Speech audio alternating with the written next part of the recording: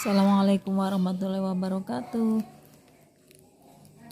Uminah 9 mau membacakan sebuah cerita dari Al-Habib Umar bin Hafiz yang berjudul Tipu Daya Iblis Terhadap Para Wali Allah.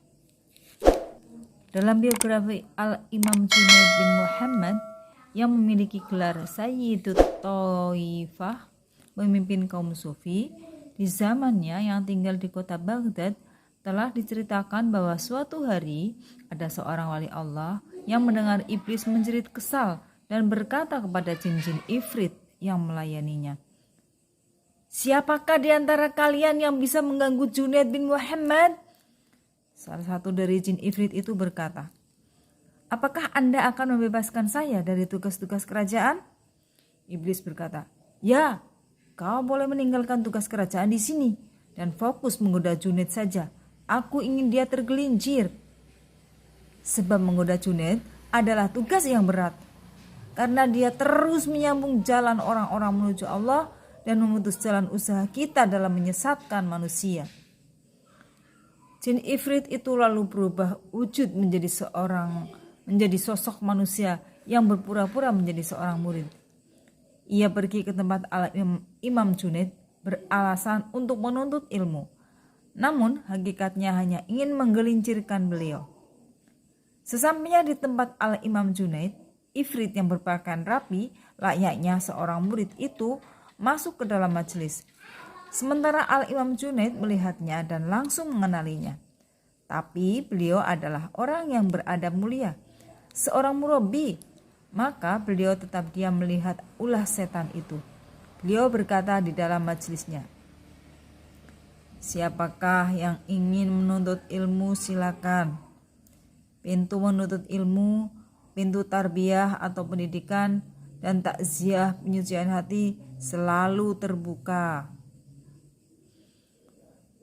Mendengar ucapan tersebut, jin ifrit pun bersungguh-sungguh dalam belajar.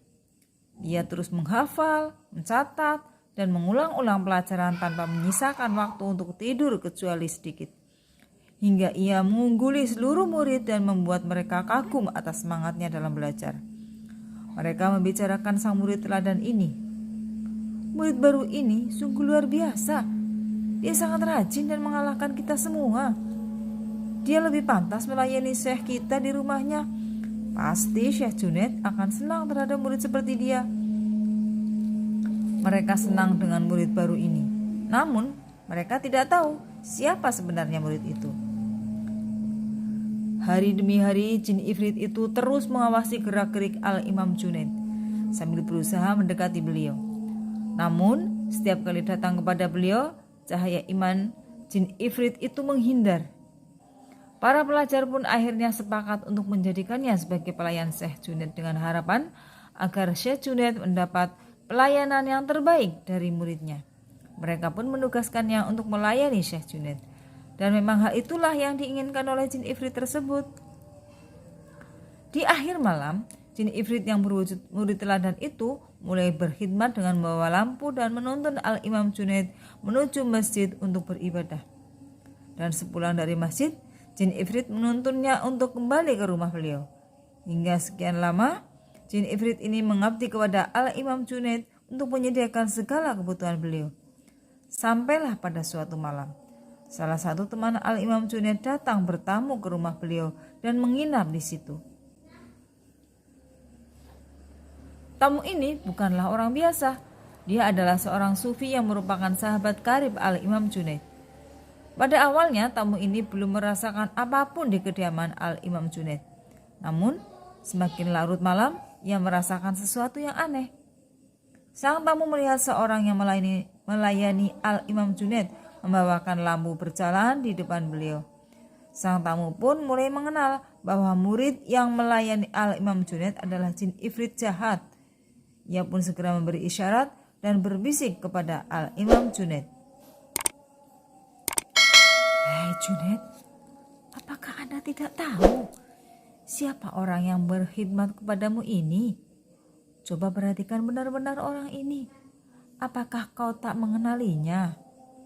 Al-Imam Junaid menjawabnya sambil tersenyum dan berbisik, "Aku sengaja membiarkannya berkhidmat kepadaku agar dia semakin capek. Biarkan si durhaka ini semakin durhaka. Ternyata jin ifrit itu mendengar ucapan Al-Imam Junaid dan menjerit, "Celaka, kau mengenalku wahai Junaid." Beliau berkata, "Sejak awal kedatanganmu ke majelisku, Allah Subhanahu wa Ta'ala telah membuatku mengenalimu. Kami sudah mengetahui siapa dirimu sebenarnya." Jin ifrit berkata, "Celaka, jadi selama ini kau diam saja hanya untuk memperdaya diriku. Sungguh aku tidak pernah melihat orang sehebat dirimu wahai Junaid. Demi Allah, selama ini aku ingin menyentuhmu, tetapi aku tidak bisa menyentuhmu walau dengan lintasan hati." Al-Imam Junaid marah mendengar jin itu memujinya. "Diamlah wahai musuh Allah. Aku ini orang yang paling hina dan kau mencoba membohongiku."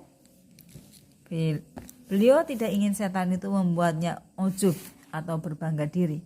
Mendengar jawaban Al-Imam Junaid, setan itu kesal karena usahanya selama ini sia-sia. Ia pun pergi dan memecahkan lampu yang dipegangnya sambil berkata kepada Al-Imam Junaid, "Sungguh aku tak pernah melihat orang sekuat dirimu. Sekian lama aku bersamamu, akan tetapi aku tak dapat menyentuhmu. Engkau berdusta wahai yang terkutuk.